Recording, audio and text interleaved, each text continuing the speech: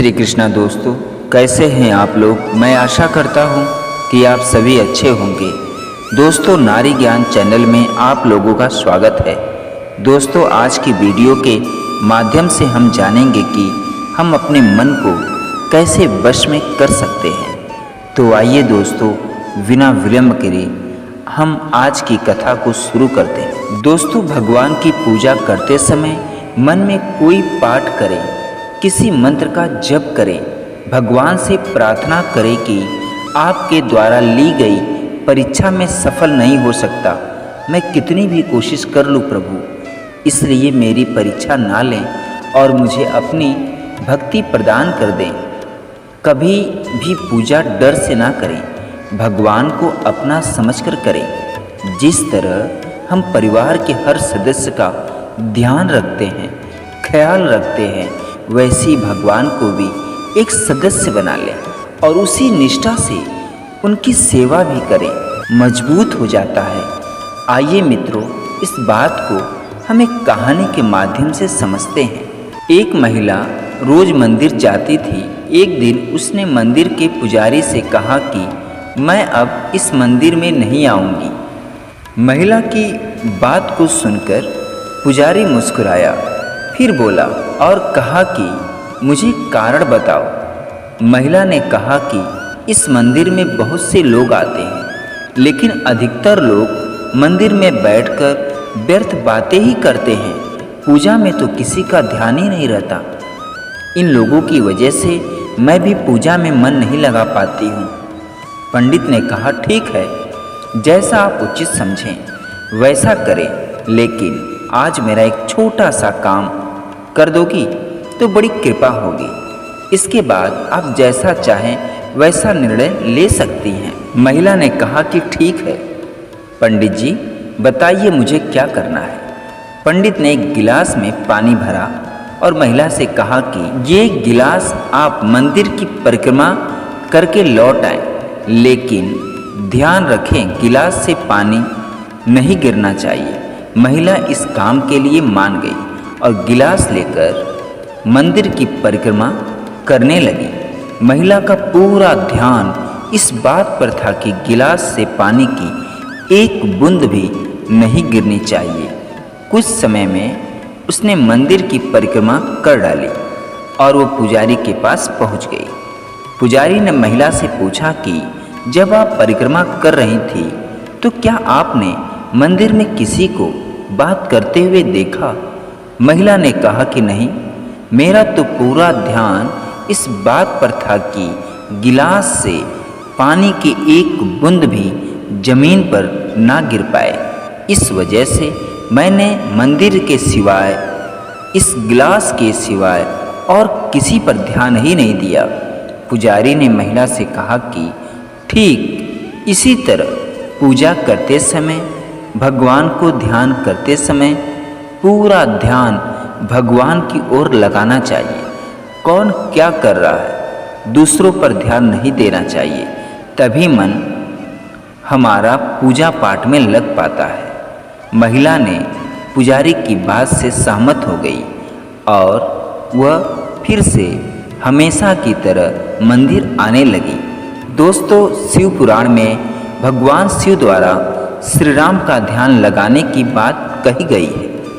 इसके बारे में एक कथा बहुत ही प्रचलित है कि एक बार माता पार्वती ने शिव के ध्यान से उठने के बाद शिव से पूछा कि प्रभु, आप तो स्वयं ही देवों के देव हैं, इसलिए तो आपको देवाधिदेव कहते हैं। फिर आप समाधि में किसका ध्यान करते हैं?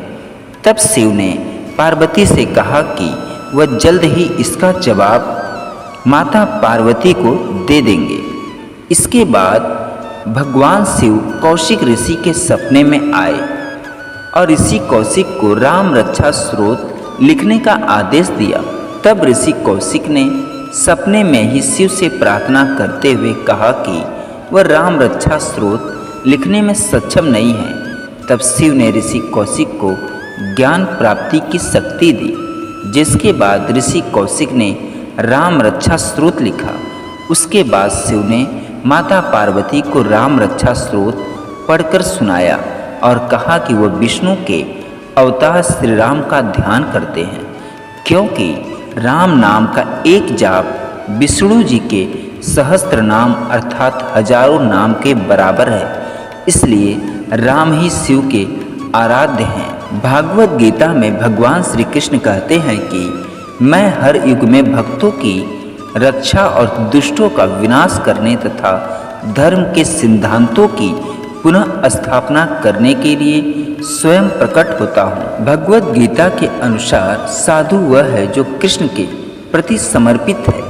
कोई व्यक्ति अधार्मिक प्रवृत्ति का हो सकता है, लेकिन यदि वह पूर्णतः कृष्ण भावना भावित है तो उसे साधु मानना चाहिए। दुष्ट कृतम शब्द उन मनुष्यों के लिए प्रयोग किया जाता है जो कृष्ण भावनामृत की सेवा करते हैं।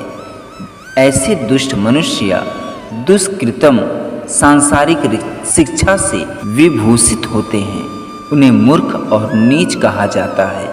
इसके विपरीत एक मनुष्य जो कृष्ण के प्रति 100% समर्पित है उसे साधु माना जाता है, भले ही वह शिक्षित या दीक्षित न हो। जहाँ तक नास्तिकों का सवाल है, उन्हें नष्ट करने के लिए भगवान को अपने मूल रूप में अवतार लेना आवश्यक नहीं है, जैसा कि उन्होंने रावण और कंस को मारने के लिए किया था। भगवान के कई प्रतिनिधि हैं जो असुरों का विनाश करने में सक्षम हैं, लेकिन भगवान विशेष रूप से अपने अद्वितीय भक्तों की संतुष्टि के लिए अवतार लेते हैं, जिन्हें हमेशा असुरों द्वारा परेशान किया जाता है। एक असुर एक भक्त को परेशान करता है, भले ही वह भक्त उसका रिश्तेदार न हो। हालांकि प्रहलाद महाराज हिरण्यकश्यप के पुत्र थे, फिर भी उनके पिता ने उन पर अत्याचार किया। कृष्ण की माता देवकी कंस की बहन थी, इसलिए उन्हें और उनके पति वसुदेव जी को दंडित किया गया, क्योंकि कृष्ण का जन्म ही वहीं होना था। इसलिए भगवान कृष्ण मुख्यतः रूप से कंस को मारने के बजाय देवकी को बचाने के लिए प्रकट हुए, लेकिन ये दोनों कार्य एक साथ पूरे हुए। इसलिए यहाँ कहा गया है कि भगवान भक्तों की रक्षा के लिए और असुरों का दुष्टों का नाश करने के लिए अलग अलग अवतारों में प्रकट होते हैं। भगवान भौतिक अभिव्यक्ति के लिए भगवत धाम से अवतरित होते हैं और इस प्रकार अवतरित होने वाले भगवान के विशेष रूप को अवतार कहा जाता है।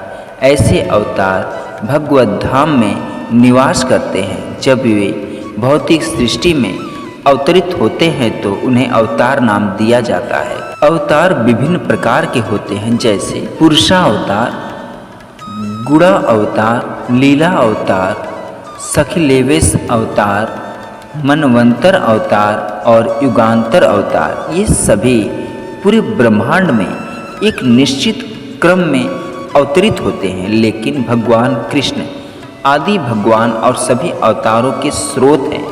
भगवान श्री कृष्ण ने शुद्ध भक्तों के कष्टों को दूर करने के लिए विशिष्ट उद्देश्य से अवतार लिया, जो मूल वृंदावन लीला में भगवान को देखने के लिए बेहद उत्सुक हैं। अतः कृष्ण अवतार का मूल उद्देश्य अपने अनन्य भक्तों को सुख प्रदान करना है।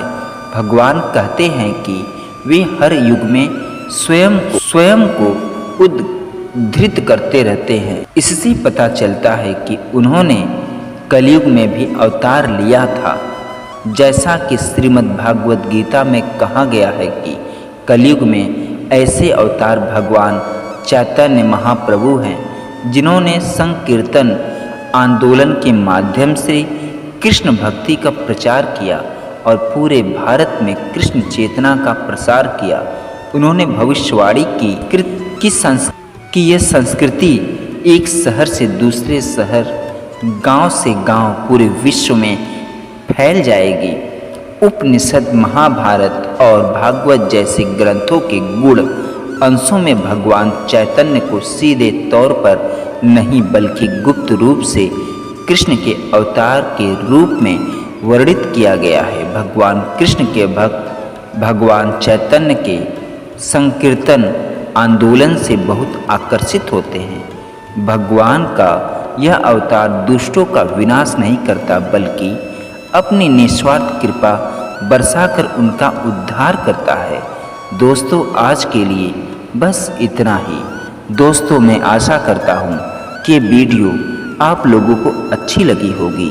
दोस्तों, अगर ये वीडियो अच्छी लगी हो तो भगवान श्री कृष्ण के लिए, चक्रधारी के लिए, भोलेनाथ के लिए, भक्तवत्सल प्रभु श्री राम के लिए चैनल को लाइक, शेयर, सब्सक्राइब जरूर करिएगा। पूरा वीडियो देखने और सुनने के लिए धन्यवाद दोस्तों।